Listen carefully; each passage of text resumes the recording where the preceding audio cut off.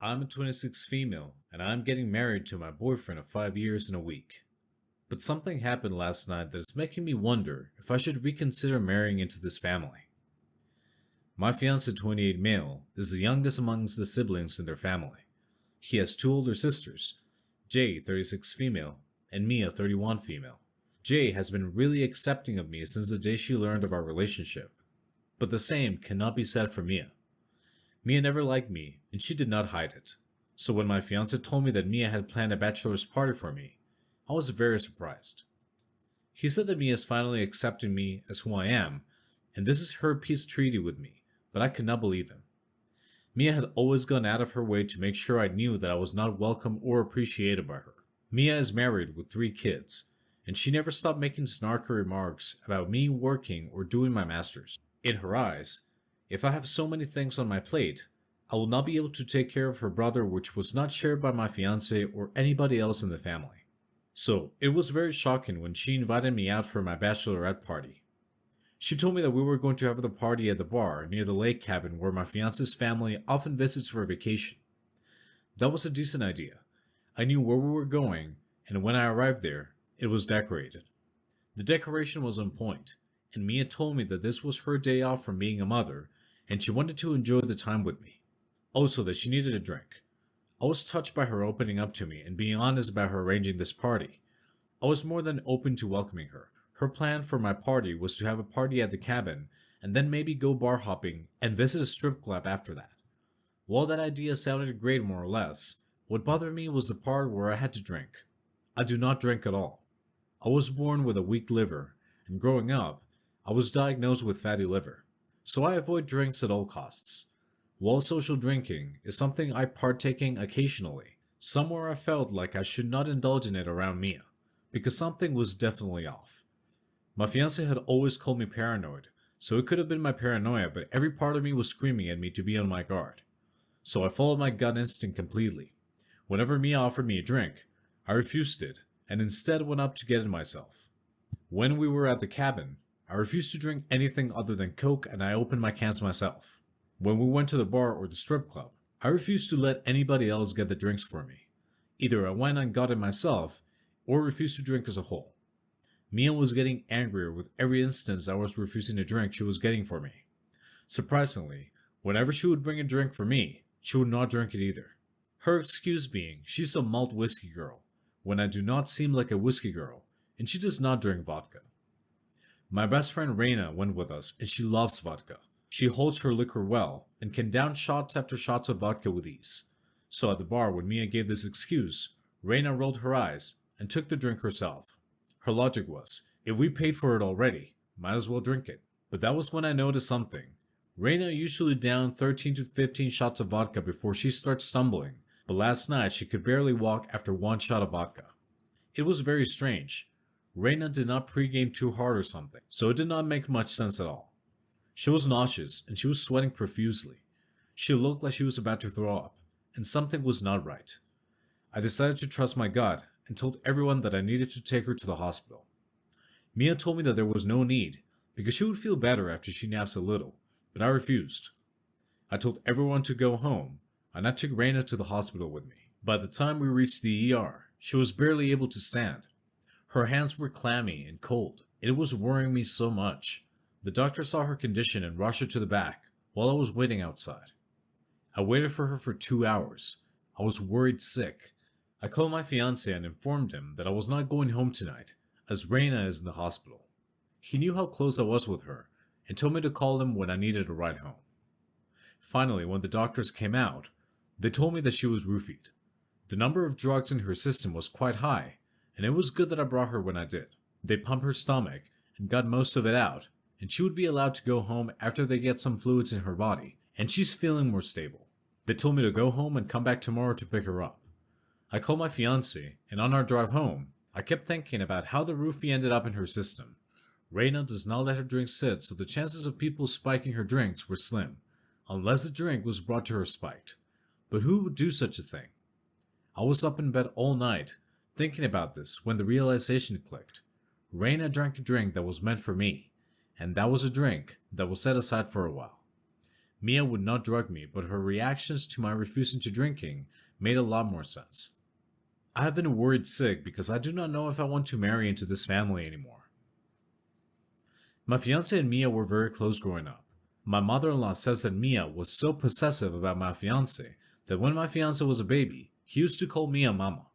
Mia always had an overprotective side when it came to my fiance, and ever since we started dating, Mia assumed that I was stealing her brother. My fiance moved out of the house to live with me. Previously, before we were dating, my fiance would show up whenever Mia called for him, but since we started dating, my fiance had not been able to show up every time, which made Mia feel like I was definitely stealing her brother from her. Mia is married and has been married for 8 years. However, that never stopped her from calling my fiance to rely on him instead of his husband. As far as I know about the family drama, there was a time when Mia's husband and Mia fought because he could not understand why Mia refused to lean on him. The bond they have is very close, and I am scared of telling my fiance about this because I do not have any proof except a hypothesis. I am scared for my safety, but I do not want to end up ruining the relationship because I can see how, if this accusation is true, that can ruin the relationship, and if false, would ruin my relationship with my fiance. There is so much at stake, and I do not know what to do. You guys are right. My fiance deserves to know about this situation, as this is about my safety and our relationship. I am scared that I will ruin things, but at the same time, I cannot imagine why Mia would do something like that. Wish me luck. I'll go speak with him. Oh boy, I have a long update for you all. Okay, here we go. I spoke with him. It went about as well as I had expected. He heard what I was saying, and he asked me if I knew the gravity of the accusation. I told him that I did, and while I am not sure if this was really what happened, this was the only way I could make sense of it, because nothing else made sense. I told him that Reina knew how to protect her drinks, and there was no way it would have happened in any other way unless the drink was already spiked when it was offered to her. My fiance told me that the most logical step would be to go to the establishment and see if we can find something on the security footage, but he was not sure if we would be allowed for that. We still decided to take a chance and we went to the bar. I explained the whole situation to the bar owner, and when we asked to see the security footage, he was happy to help us. At first, it was difficult to find us and the whole group. When I spotted them, it was easy to follow our actions in the footage. My sister-in-law went to the bar, brought a vodka shot, and then took something out of her purse, mixing it into the glass before she came up to us. Then her forcing to have me to drink the shot ensued, which Reina stopped by taking the drink. When the video was over, my fiance's face was completely devoid of expression. He knew what had happened, he saw it, and he was not happy about it. He thanked the bar owner for his help, and we left the bar. He told me that he's sorry for his sister, and he hoped I could forgive him for not believing him. I said that it was okay, and I should have done this before I brought up the topic with him. We had a comfortable ride home, even though I knew deep down he was incredibly angry. He dropped me off but did not come up. I assumed he went for a drive to clear his head, but that was not the case. Turns out, my fiancé drove to Mia's house and tore her a new one. There was a huge fight which I do not know the details about, but it ended with my fiancé uninviting her from the wedding and telling her to stay away from me. I learned all of this because Mia sent me a scathing message on my Instagram, telling me that I will not get away with stealing her brother. I told her that I did not steal him, he chose me, and she got uninvited from the wedding because of her actions and it had nothing to do with me.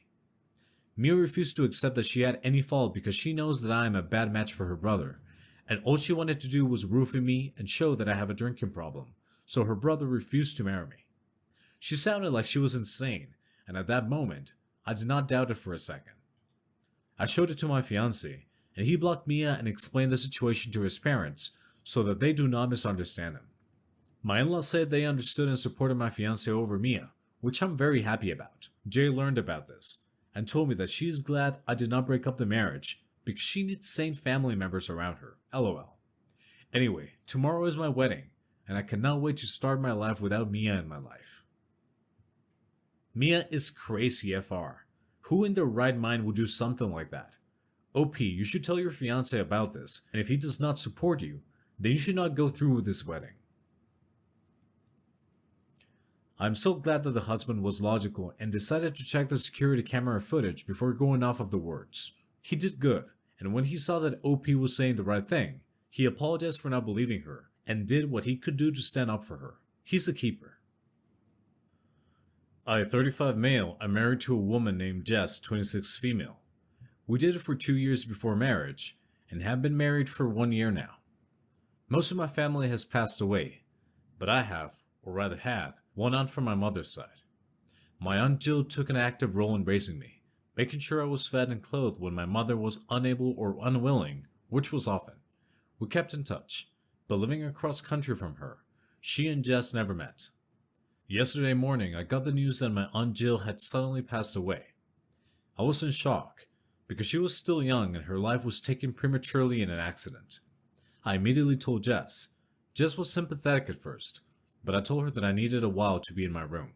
I went to my room, where I kind of mindlessly spaced out, browsing through a news site.